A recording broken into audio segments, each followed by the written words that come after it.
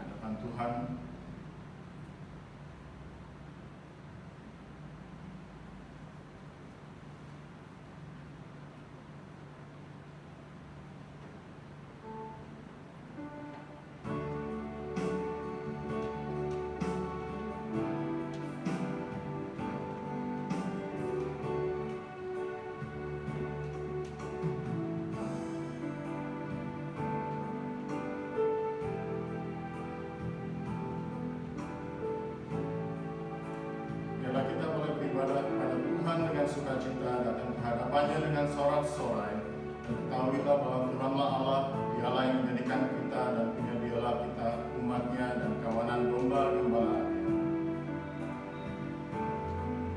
Kita naikkan baik yang pertama, hormat bagi Allah, segala kemuliaan bagi nama Dia.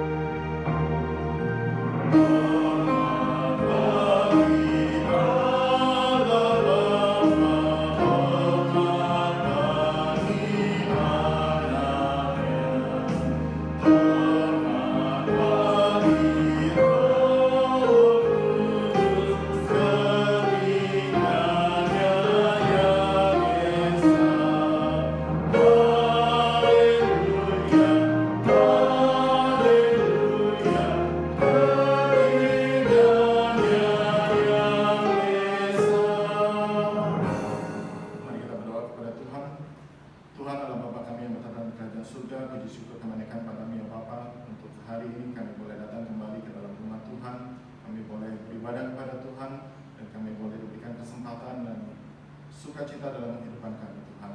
Terima kasih Bapa, kami menyerahkan ibadah kami pada pagi hari ini untuk menjadi ibadah yang berkenan di hati Tuhan. Terus setiap pujian yang kami naikkan, atau mendengarkan firman Tuhan. Biarlah hanya kemuliaan nama Tuhan yang boleh nyata dalam kehidupan kami, dan firman itu boleh hidup dalam kehidupan kami, dan kami boleh menjadi pelaku-pelaku firman Tuhan. Terima kasih Bapa, kami serahkan ibadah kami pada hari ini ke dalam tangan pimpinan-Mu. Di dalam nama Tuhan Yesus Kristus kami mengucap syukur. Amin.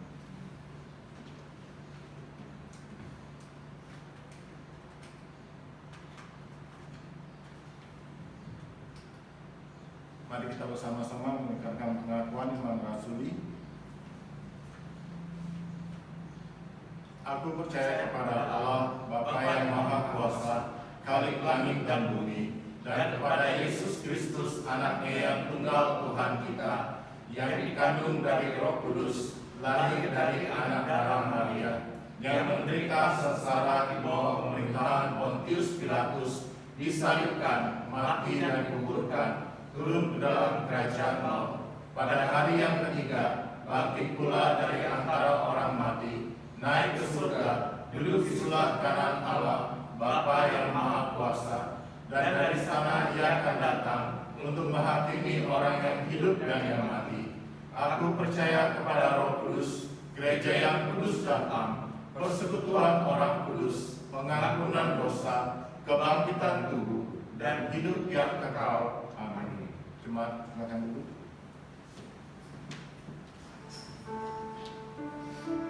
Yesuslah kebenaran yang menyelamatkan kita dan memberikan hidup bagi kita.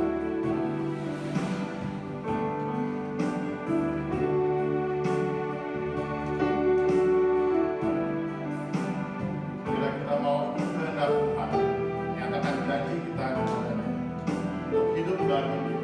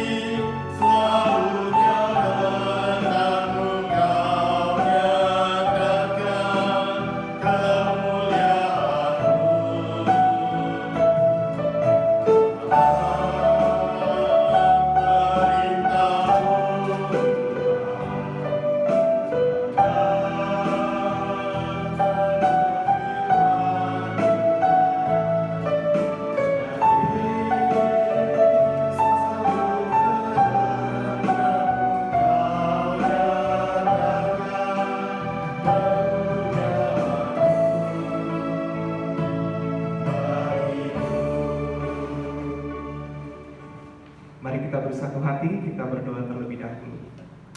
Bapa di dalam kerajaan surga, kami sungguh bersyukur kalau pada hari ini kami boleh kembali dikumpulkan di tempat ini.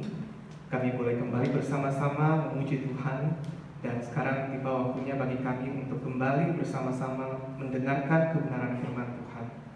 Oleh karena itu, bantu kami ya Bapa, setiap kami yang lemah dan terbatas ini, untuk boleh benar-benar memahami kebenaran firman Tuhan, agar kami sungguh-sungguh boleh menjadi pelaku-pelaku firman-Mu. Terima kasih Bapa di surga, kami berdoa di dalam nama Tuhan kami Yesus Kristus. Amin.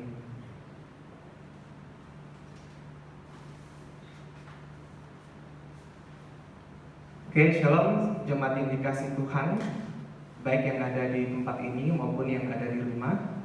Bersyukur kalau pada hari ini sekali lagi kita boleh kembali bersama-sama untuk beribadah kepada Tuhan.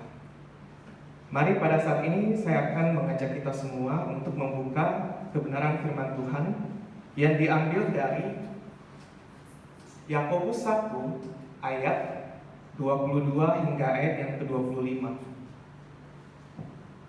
Kebenaran firman Tuhan hari ini diambil dari Yakobus pasal yang pertama ayat yang ke-22 hingga ayat yang ke-25.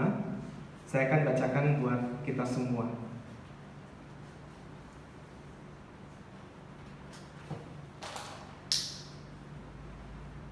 Tetapi hendaklah kamu menjadi pelaku firman dan bukan hanya pendengar saja, sebab jika tidak demikian, kamu menipu diri sendiri. Sebab jika seorang hanya mendengar firman saja dan tidak melakukannya, ia adalah seumpama seorang yang sedang mengamat-ngamati mukanya yang sebenarnya di depan cermin. Baru saja ia memandang dirinya, ia sudah pergi atau ia segera lupa bagaimana rupanya. Tetapi barang siapa meneliti hukum yang sempurna, yaitu hukum yang memerdekakan orang, dan ia bertekun di dalamnya, jadi bukan hanya mendengar untuk melupakannya, tetapi sungguh-sungguh melakukannya, ia akan berbahagia oleh perbuatannya. Oke, sedemikian jauh pembacaan firman Tuhan kita pada hari ini. Berbahagia setiap kita yang tidak hanya mendengar, tetapi juga merenungkan serta melakukannya dalam kehidupan kita sehari-hari. Jemaat yang dikasihi Tuhan, surat Yakobus ini adalah surat yang dituliskan oleh Rasul Yakobus ya, yang ditujukan kepada orang-orang percaya yang berada di perantauan. Karena pada waktu itu Kekristenan tidak terpusat di satu tempat saja, tidak hanya di Yerusalem, tetapi dengan kehendak Tuhan akhirnya mereka tersebar. Dan surat Yakobus ini dituliskan oleh Yakobus, saudara Tuhan Yesus. Karena pada waktu itu banyak nama Yakobus, jadi untuk memperjelas siapa penulisnya, beberapa sarjana Alkitab secara khusus ahli-ahli perjanjian baru, mereka mengemukakan bahwa Yakobus ini yang menulis surat ini adalah saudara Tuhan Yesus. Awalnya Yakobus ini adalah seorang penganut Yudaisme. Yudaisme itu adalah agama Yahudi ya pada waktu itu, yang mempelajari Taurat dan tradisi-tradisi Yahudi. Tetapi setelah dia melihat dan menyaksikan bahwa Yesus itu bangkit dari antara orang mati, akhirnya dia menjadi percaya kepada Allah yang mengutus Tuhan Yesus dan menerima Kristus sebagai satu-satunya Tuhan dan Juru Selamat. Ini ada beberapa ayat referensi. Kemudian setelah dia menerima Tuhan Yesus sebagai satu-satunya Tuhan dan Juru Selamat, dia bergabung di dalam jemaat mula-mula. Dan akhirnya ketika dia bertekun di dalam kebenaran firman Tuhan, dia menjadi salah satu sosok guru bagi jemaat mula-mula. Bisa dibilang dia menjadi pilar gereja pada waktu itu. Nah, jika dibandingkan dengan surat-surat rasul-rasul yang lain, entah itu surat dari Paulus, Petrus, ataupun Yohanes, kita melihat bahwa surat Yakobus ini memiliki warna yang berbeda. Kalau kita melihat surat dari Paulus, Petrus, dan Yohanes itu dimulai dari pemahaman teologis terlebih dahulu, kemudian diaplikasikan dalam kehidupan sehari-hari. Nah, berbeda dengan surat Yakobus ini. Surat Yakobus ini full berisikan nasihat-nasihat praktis. Salah satunya seperti yang sudah tadi saya bacakan dan kita baca bersama, yaitu dalam Yakobus pasal yang pertama, ayat yang ke-22 hingga ayat yang ke-25. Nah, kita akan bersama-sama melihat nasihat Rasul Yakobus ini kepada orang-orang yang ada di perantauan pada waktu itu. Secara khusus orang-orang Kristen Yahudi yang bertobat. Nah, dalam ayat yang ke-22 di situ dituliskan bahwa tetapi hendaklah kamu menjadi pelaku firman dan bukan hanya pendengar saja, sebab jika tidak demikian kamu menipu diri sendiri. Jadi dalam bagian ini Yakobus dengan sangat jelas menuliskan pesannya agar kamu, yaitu penerima surat ini, orang-orang Yahudi yang dulu penganut Yudaisme tapi menjadi percaya kepada Kristus, itu menjadi pelaku firman, bukan hanya pendengar saja. Sebab bagi Yakobus, seorang yang sudah menjadi murid Kristus, dia harus menunjukkan imannya dalam kehidupan dia sehari-hari. Dengan kata lain, dia harus menjadi pelaku firman. Jika mereka tidak melakukannya, maka mereka sama saja menipu diri sendiri. Apa maksudnya menipu diri sendiri? Mungkin kalau kita berusaha untuk menjelaskan menipu diri sendiri itu dalam beberapa kalimat, itu bukan hal yang mudah, karena akhirnya kita akan menjadi bingung sendiri. Tapi mungkin melalui contoh, hal ini akan kelihatan lebih jelas. Contohnya sama seperti seorang yang baru saja belajar melukis. Dia sangat menyukai karya lukis gitu ya, seni lukis. Dan ketika dia baru belajar beberapa guratan gitu ya, dia itu sudah merasa dia bisa melukis dengan sangat indah. Makanya ketika dia pergi ke pameran lukisan, dia melihat, wah lukisan ini bagus sekali. Dan dia mulai berpikir dan berangan-angan, saya bisa kok melukis lebih bagus dari ini. Nah, tapi dia tidak pernah mencobanya. Nah, tapi mungkin kalau kita melihat ini sebagai sesuatu yang optimis, tapi apakah ini adalah sesuatu yang realistis gitu ya? Sesuatu yang optimis tapi tidak dilakukan, yaitu tidak realistis namanya, atau bisa dibilang menipu diri sendiri. Tetapi kalau sesuatu yang optimis itu dilakukan, maka itu adalah hal yang realistis. Berarti hal yang bisa dicapai dan dia bisa tunjukkan. Tetapi kalau dia cuma berangan-angan, dia cuma berpikir dia itu bisa lebih baik dari ini, tapi dia tidak melakukannya, maka dia menipu dirinya sendiri. Apalagi jika memang dia belum ada kapasitas untuk itu, untuk menjadi pelukis yang baik seperti itu. Demikian juga halnya dengan seorang yang mengaku percaya kepada Kristus atau memutuskan untuk menjadi murid Kristus. Dia harus menunjukkan iman percayanya dalam kehidupan sehari-hari. Sebab jika tidak, seperti yang dituliskan oleh Rasul Yakobus, dia menipu dirinya sendiri. Seperti pelukis dalam ilustrasi tadi, dia hanya berhalusinasi bahwa dia bisa melakukannya, padahal dia tidak bisa. Atau setidaknya dia belum mencoba untuk membuktikan bahwa dia bisa. Hal ini sangat penting bagi Rasul Yakobus, sebab seorang yang benar-benar mengaku percaya kepada Kristus dan ingin sungguh-sungguh menjadi murid Kristus, maka dia pasti harus dan akan memiliki kerinduan untuk meneladani Kristus dalam kehidupannya. Secara khusus apa yang diajarkan dan diteladankan oleh Yesus Kristus sendiri. Sebab dalam salah satu Injil, yaitu Injil Yohanes, ketika Tuhan Yesus memberikan satu teladan, dia tidak ingin murid-muridnya hanya menjadi penonton atau menjadi orang yang pasif. Tuhan Yesus ingin agar murid-muridnya menjadi pelaku-pelaku teladan yang sudah diberikan oleh Tuhan Yesus. Salah satunya kita bisa lihat dalam Yohanes 13 ayat 13-17. Singkatnya bagian ini bercerita tentang kisah ketika Tuhan Yesus sudah menyelesaikan mujizatnya yang terakhir, yaitu membangkitkan Lazarus. Ketika dia hendak melakukan perjamuan menjelang hari raya Paskah, dia mengumpulkan murid-muridnya dan dia memberikan satu teladan yang baru, yaitu dia membasuh kaki murid-muridnya. Dan di situ dia katakan, kamu menyebut aku guru dan Tuhan. Memang benar, aku adalah guru dan Tuhanmu. Oleh karena itu, kamu pun wajib saling membasuh kakimu, sebab aku telah memberikan suatu teladan kepadamu, supaya kamu berbuat sama seperti yang telah kuperbuat kepadamu. Aku berkata, Tuhan Yesus berkata kepada murid-muridnya, Sesungguhnya seorang hamba tidaklah lebih tinggi daripada tuannya, ataupun seorang utusan daripada dia yang mengutusnya. Jikalau kamu tahu semuanya ini, maka berbahagialah kamu jika kamu melakukannya.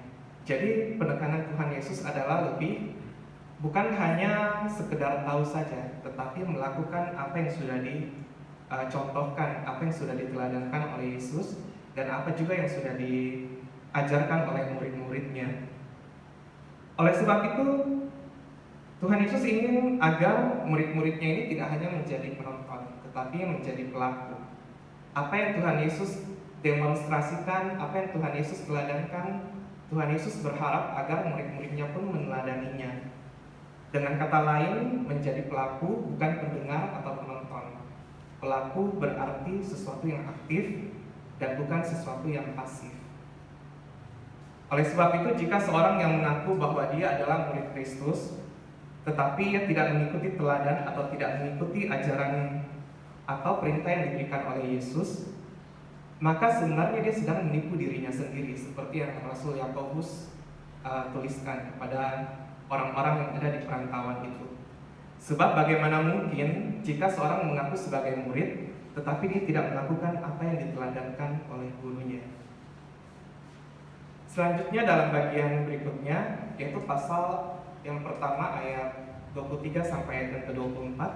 Di situ Yakobus menuliskan bahwa orang yang hanya mendengar firman saja dan tidak melakukannya, ia seumpama seorang yang sedang mengamati mukanya yang sebenarnya di depan cermin.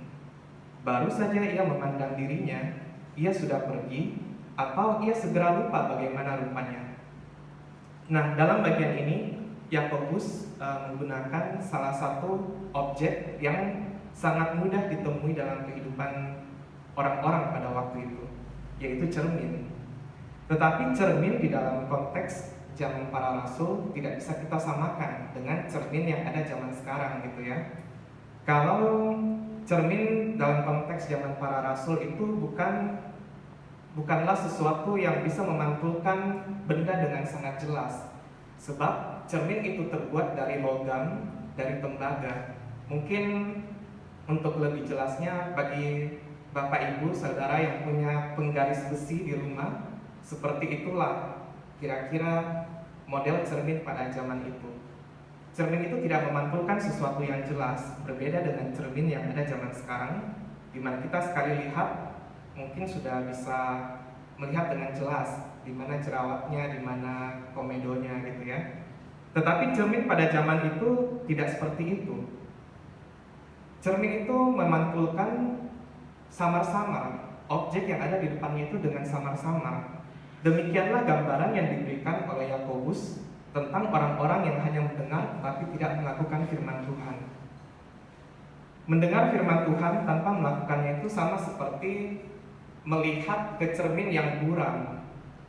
Baru lihat sebentar sudah merasa puas, kemudian pergi dan akhirnya menjadi lupa bagaimana rupanya. Yakobus menggunakan gambaran ini karena gambaran ini sangat familiar bagi orang-orang zaman itu. Yakobus ingin menyampaikan bahwa ketika firman Tuhan itu diberitakan, firman Tuhan itu seperti sebuah cermin yang buram sesuai dengan konteks waktu itu ya. Dan setiap orang yang mendengarnya tidak boleh hanya melihat ke cermin itu dengan waktu yang singkat, lalu kembali menaruh cermin itu di tempatnya. Orang tersebut harus melihat wajahnya dengan baik dari jarak yang dekat, bukan dari jarak yang jauh, apalagi karena buram. Dia harus melihat cermin itu dengan dekat agar dan dalam waktu yang lama untuk dapat memastikan kondisi wajahnya itu seperti apa. Jadi inti dari nasihat Yakobus dalam dua ayat ini, 23 sampai ayat ke-24, itu adalah firman Tuhan itu tidak boleh masuk dari telinga kiri kemudian keluar dari telinga kanan, tetapi firman Tuhan itu harus tinggal di dalam hati kita, dan firman Tuhan itu akan mengoreksi kehidupan kita. Nah, tetapi sayangnya pada zaman itu orang-orang kebanyakan seperti ini, dan Rasul Yakobus kembali menuliskannya di pasal yang ke-25. Di situ dia tuliskan, Jadi bukan hanya mendengar untuk melupakannya. Ini adalah salah satu hal yang menjadi kebiasaan orang-orang Yahudi yang percaya pada waktu itu. Mereka mendengar firman Tuhan untuk melupakannya. Makanya Rasul Yakobus menuliskan hal ini tidak boleh terjadi.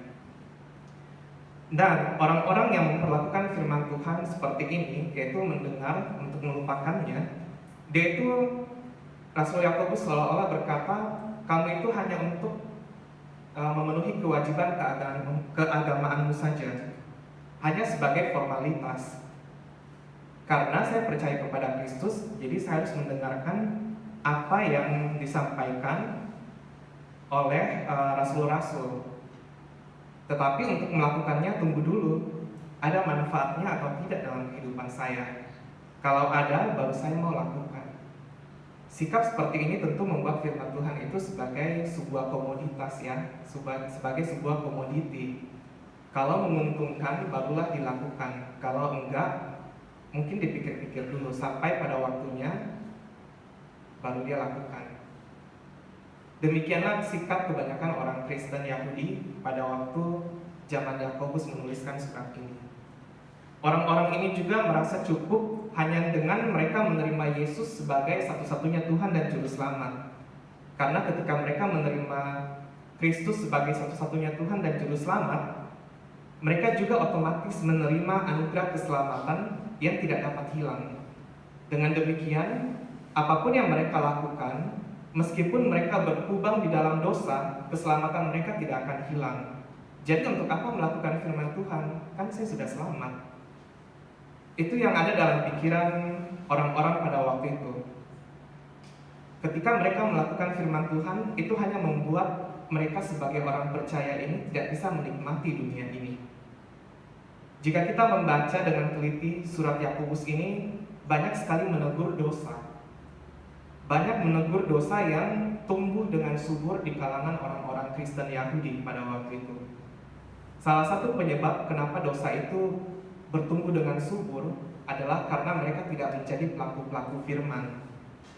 Oleh sebab itu dalam pasal yang kedua Yakobus menuliskan, iman tanpa perbuatan pada hakikatnya adalah mati.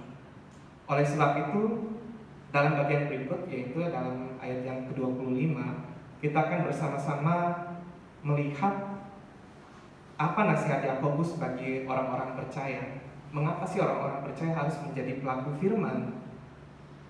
Tentu saja Yakobus berkata, kamu menjadi pelaku firman bukan untuk kepentingan Tuhan, tapi untuk dirimu sendiri.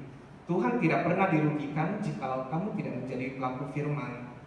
Tuhan tidak akan kehilangan pengikut, tetapi ketika mereka melakukan firman Tuhan, itu akan membawa dampak yang positif dalam kehidupan mereka sehari-hari.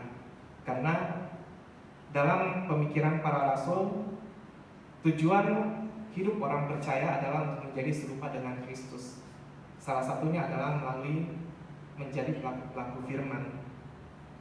Dalam ayat yang ke-25 di situ dituliskan bahwa tetapi barang siapa meneliti hukum yang sempurna, yaitu hukum yang memerdekakan orang, dan ia bertekun di dalamnya, jadi bukan hanya mendengar untuk melupakan, tetapi sungguh-sungguh melakukannya, ia akan berbahagia oleh perbuatannya.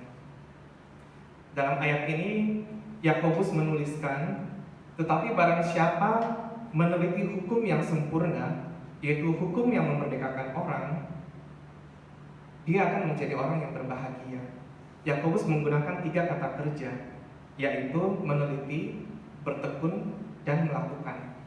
Jika kita mengaitkan dengan ilustrasi yang Yakobus sampaikan di bagian yang sebelumnya tentang cermin yang buram itu, maka seorang pelaku firman itu sama seperti seorang yang melihat ke cermin yang buram itu dengan teliti, dengan jarak yang dekat dan waktu yang lama. Dia ingin memperhatikan detail, makanya dia bertekun melihat bagaimana rupanya. Dia tidak ingin melupakan rupa yang dipantulkan oleh cermin tembaga itu. Sehingga ketika dia menemukan sesuatu yang tidak diinginkannya dari cermin yang buram itu, dia segera memperbaikinya. Seorang pelaku firman pasti akan menyerap firman Tuhan, kebenaran firman Tuhan, dan menjadikannya sebagai sarana untuk mengoreksi kehidupannya. Dan kemudian ketika dia dalam masa-masa dia introspeksi atau mengoreksi kehidupannya, dia menemukan ada sesuatu yang tidak selaras dengan yang diajarkan oleh kebenaran firman Tuhan, dia akan segera memperbaiki kehidupannya sesuai selaras dengan apa yang firman Tuhan tegur, apa yang diinginkan oleh Tuhan. Hal ini dimaksudkan oleh Yakobus bahwa firman Tuhan itu adalah sebagai hukum yang memerdekakan, hukum yang membebaskan. Kalau kita melihat sebenarnya penggunaan kata hukum yang membebaskan ini adalah sesuatu yang kontradiksi ya, karena hukum itu kan sesuatu yang mengikat. Tapi bagaimana mungkin hukum itu adalah sesuatu yang membebaskan? Makanya ini adalah salah satu hal yang cukup menarik dari gaya penulisan dari Yakobus. Dia kadang menyelipkan kata-kata yang seolah-olah kontradiksi gitu, tapi sebenarnya itu adalah satu kebenaran. Jika kita melihat hukum yang dimaksud oleh Yakobus ini adalah firman Tuhan. Firman Tuhan itu akan membebaskan kita dari apa? Tentu saja dari dosa yang senantiasa mengikat kita. Dosa itu mengakibatkan kecemasan, ketakutan, keraguan, kemarahan, atau bukan energi ya, kayak sesuatu yang negatif yang lainnya. Sehingga itu terkadang menjadi belenggu bagi kehidupan manusia, belenggu yang senantiasa mengikat kehidupan manusia. Oleh sebab itu, ketika belenggu-belenggu itu masih ada dalam kehidupan kita, kita cenderung menjadi tidak percaya kepada Tuhan. Kita menjadi tidak percaya, meragukan kebenaran firman Tuhan. Oleh sebab itu, dengan menjadi pelaku firman, maka kita akan dibebaskan dari belenggu-belenggu itu. Sehingga semakin hari, setiap orang yang percaya kepada Kristus itu menjadi semakin serupa dengan Kristus. Nasihat Yakobus ini juga sebenarnya bukanlah nasihat yang pertama kali dicatat dalam Perjanjian Baru. Kalau kita melihat dalam kisah dan pengajaran Tuhan Yesus, kita menemukan bahwa setelah Tuhan Yesus selesai mengajar dalam khotbah di bukit, dia menutup khotbah di bukit itu dengan satu ilustrasi tentang dua macam dasar. Itu di Matius 7 ayat 24 sampai ayat 27. Di situ dituliskan, setiap orang yang mendengar perkataanku ini dan melakukannya, ia sama dengan orang yang bijaksana yang mendirikan rumahnya di atas batu. Kemudian turunlah hujan dan datanglah banjir, lalu angin melanda rumah itu. Tetapi rumah itu tidak rubuh, sebab didirikan di atas batu. Tetapi siapa yang mendengar perkataanku ini dan tidak melakukannya, ia sama dengan orang yang bodoh yang mendirikan rumahnya di atas pasir. Kemudian turunlah hujan dan datanglah banjir, lalu angin melanda rumah itu, dan rubuhlah rumah itu, dan hebatlah kerusakannya. Pengajaran Tuhan Yesus ini menjadi landasan bagi Yakobus untuk menuliskan suratnya gitu ya. Yakobus yang adalah saudara Tuhan Yesus, walaupun pada waktu Yesus hidup dia tidak percaya kepada Tuhan Yesus, tapi setelah kebangkitan Yesus dari antara orang mati, dia menjadi percaya dan dia bertekun dalam pengajaran rasul-rasul. Salah satu hal yang diajarkan adalah berkaitan untuk menjadi pelaku firman. Dalam bagian ini, dalam Matius 7 ayat 24 sampai ayat 27 ini, di situ Tuhan Yesus ingin menyampaikan bahwa orang yang mendengar dan melakukan perkataannya serta pengajarannya ini, itu sama seperti orang yang bijaksana yang membangun rumah di atas batu. Badai sekencang apapun yang menimpa rumah itu tidak akan menghancurkan rumah itu, sebab itu rumah itu dibangun di atas fondasi yang kuat, yaitu di atas kebenaran firman Tuhan, dan kebenaran itu dipraktekkan. Itu adalah jaminan yang diberikan oleh Yesus kepada murid-muridnya yang sungguh-sungguh ingin melakukan kebenaran firman Tuhan. Nah, jadi sedemikian jauh pembacaan firman Tuhan kita dan perenungannya. Jika jemaat bertanya kepada saya, apakah mudah untuk menjadi seorang pelaku firman? Saya akan menjawab, mungkin tergantung keadaan gitu ya. Dalam masa-masa yang suka atau tidak ada beban, mungkin menjadi pelaku firman itu adalah sesuatu yang mudah kita lakukan. apalagi kalau firman Tuhan itu menyukakan hati kita. Sangat mudah. Tetapi ketika kita berada dalam masa-masa sulit, masa-masa duka, masa-masa susah, mungkin kita akan, atau kita berada dalam keadaan yang tidak menentu gitu ya. Tentu menjadi pelaku firman itu bukanlah hal yang mudah. Kita memiliki banyak pergumulan untuk melakukan kebenaran firman Tuhan. Tetapi yang menjadi pertanyaan bagi kita semua, apakah Tuhan Yesus dan rasul-rasul itu mengajarkan agar jemaat itu boleh memilih-milih kapan kita mau menjadi pelaku firman atau kapan kita istirahat dulu dari melakukan firman Tuhan? Tentu dalam pengajaran Yesus dan murid-muridnya hal itu tidak ada ya. Tuhan Yesus tidak pernah berkata, jika kamu capek, istirahat dulu dari melakukan firman Tuhan. Saya yakin tidak ada pengajaran itu dalam Alkitab. Menjadi pelaku firman itu membuat seorang Kristen mengalami pertumbuhan. Jadi walaupun dalam masa senang ataupun masa susah, secara khusus dalam masa-masa sulit, ketika kita menjadi pelaku firman, kita akan menjadi orang yang terus bertumbuh di hadapan Tuhan. Kita akan mengalami pembentukan untuk menjadi semakin hari semakin serupa dengan Kristus. Kita melihat dalam masa-masa Yesus ada di dalam dunia ini, Dia tidak pernah berada dalam masa-masa yang suka, kebanyakan masa-masa yang sulit, tetapi Dia tetap melakukan kebenaran firman Tuhan. Dan akhirnya banyak orang yang menjadi percaya kepada Dia, banyak orang yang menjadi percaya kepada Allah yang mengutusnya. Sebab apa yang Dia beritakan itu juga Dia lakukan. Bahkan orang-orang melihat orang ini tidak sama seperti ahli-ahli Taurat dan orang Farisi yang hanya bisa ngomong doang tapi tidak melakukannya. Oleh karena itu sangat penting bagi kita untuk menjadi seorang pelaku firman, baik dalam masa suka maupun dalam masa sulit. Secara khusus dalam masa sulit, sebab itu akan membuat kita menjadi pribadi yang bertumbuh di hadapan Tuhan dan di hadapan sesama juga. Sebab orang-orang yang melihat kita akan berkata, dia memang adalah orang Kristen yang sejati. Dan itu semua ditentukan dari seberapa besar kita mengasihi Tuhan Yesus tentunya. Kita menjadi pelaku firman bukan dengan paksaan, tetapi karena kita mengingat bahwa kita dulu adalah orang yang berdosa, tetapi Tuhan Allah memberikan putranya yang tunggal untuk menebus kita dari dosa. Itu karena Dia mengasihi kita. Oleh sebab itu kita pun menjadi pelaku firman karena kita ingin menunjukkan kasih kita kepada Allah.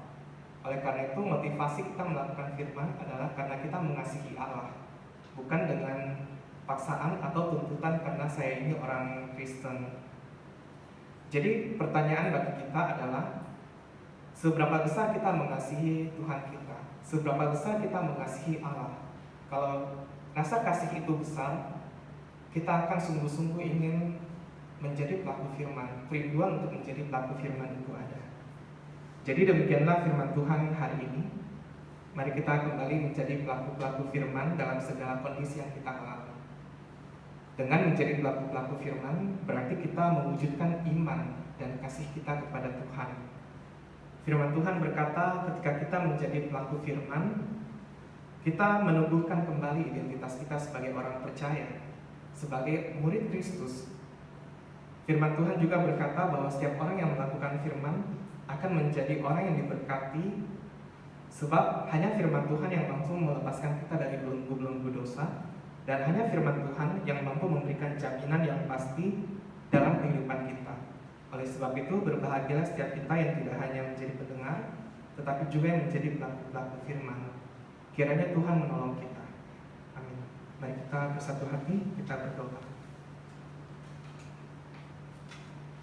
Tuhan Yesus, terima kasih kalau pada hari ini kami boleh sekali lagi diberikan kesempatan untuk mendengarkan kebenaran firman Tuhan, dan kami boleh sekali lagi diingatkan untuk menjadi pelaku-pelaku firman karena kami mengasihi Engkau, bukan karena paksaan, bukan karena tuntutan, tetapi murni karena kami mengasihi Engkau dan kami memiliki kerinduan untuk menjadi semakin hari semakin serupa dengan Engkau. Terima kasih Tuhan Yesus, terima kasih kami berdoa menyerahkan kelanjutan ibadah pada pagi hari ini ke dalam tangan Tuhan. Biarlah Tuhan boleh terus disenangkan melalui ibadah pada hari ini. Di dalam nama-Mu kami berdoa. Amin.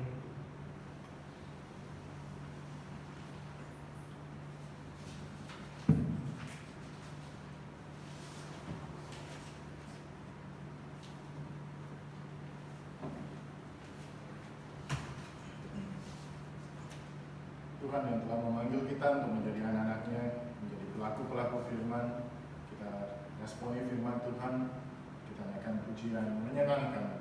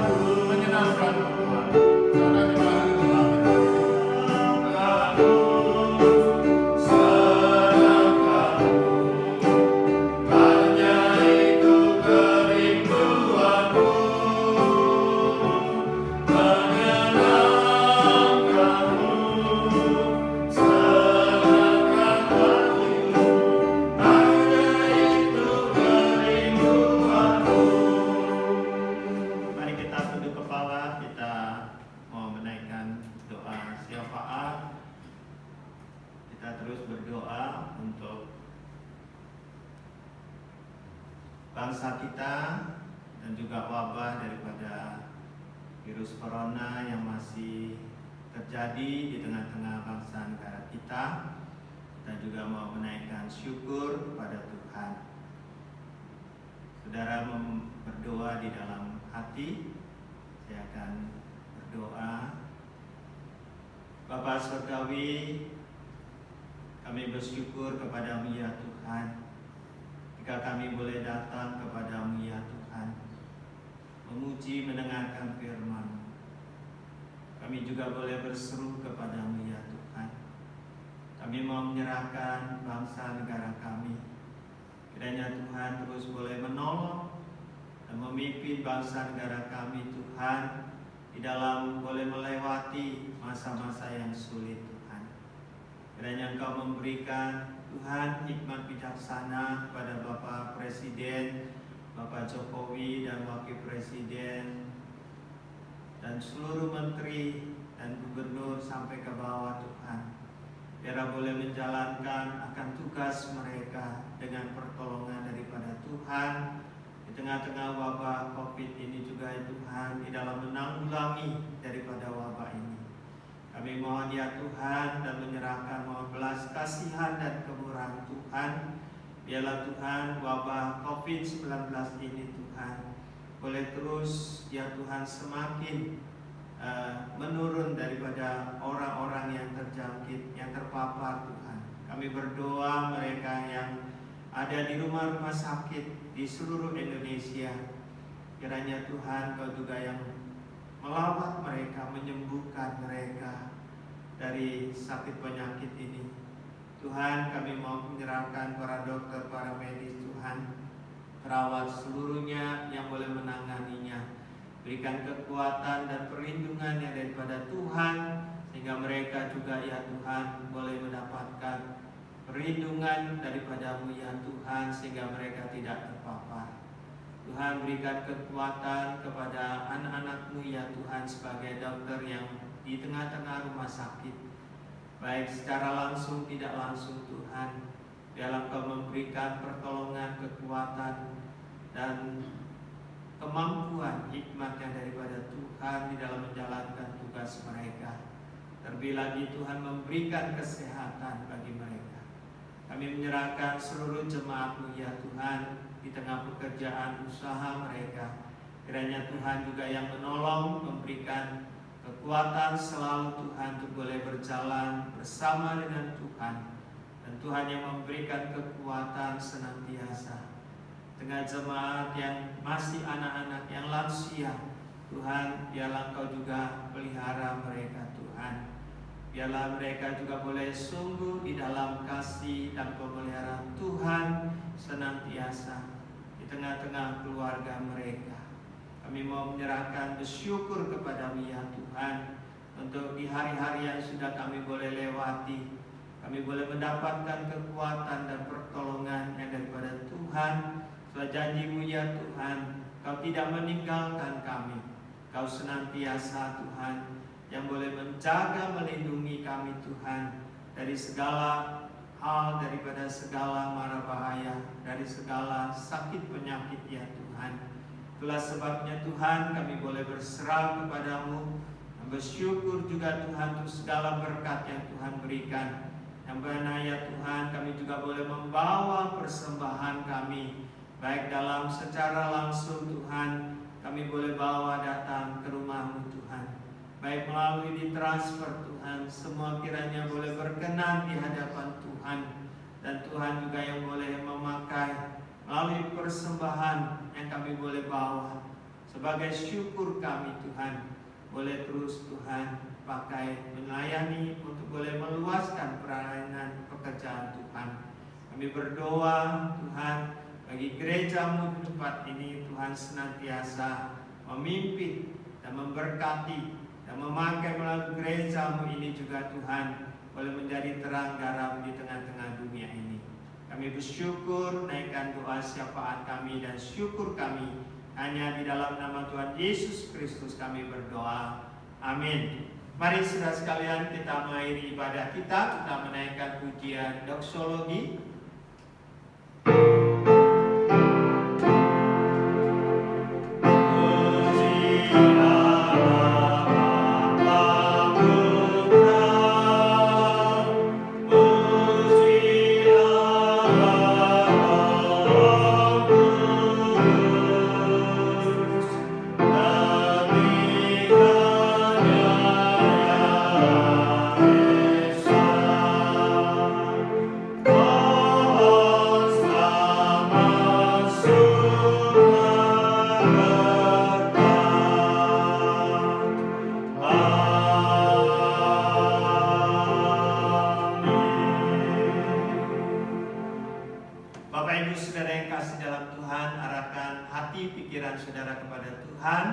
Dan terimalah berkat yang dari Tuhan.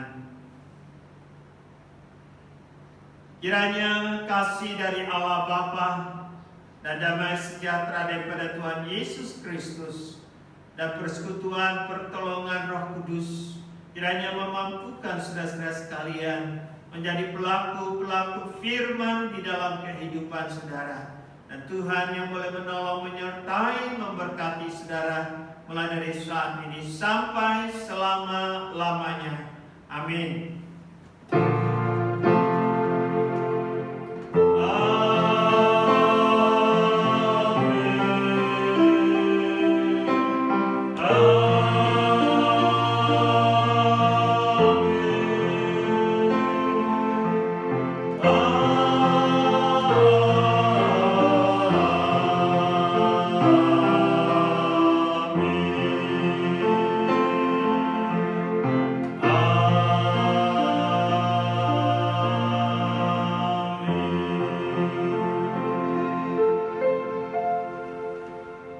silakan duduk.